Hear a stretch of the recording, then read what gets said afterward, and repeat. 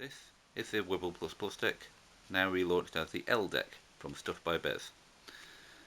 There are many different games you can play with it. Here's one of them.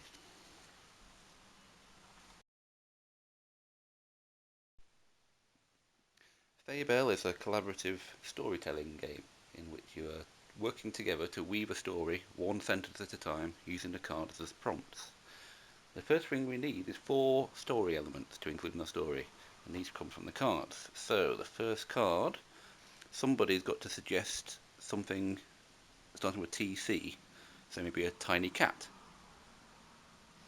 Then another player has to come up with something from this card, an original vase.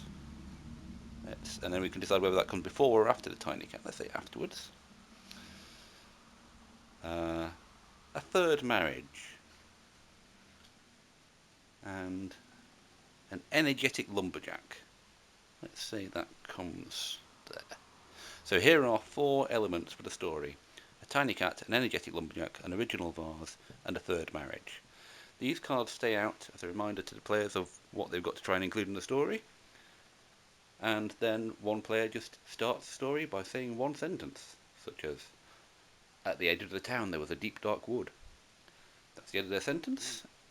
And then they turn over a card and they have to think of a word, starting with either an I or an L, which the next player has to include in their sentence.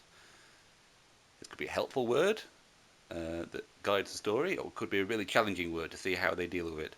I'm going to say inquisitive. So the next player now has to say a sentence which includes the word inquisitive.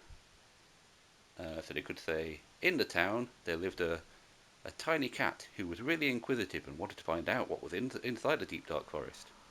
Now we've included one of the elements from our story. So turn that sideways to show that we've done it. The next one we've got to try and get to is an energetic lumberjack. So then the next player turns over a card. Oh, the player who just said a sentence just turns over a card, and they'll say water.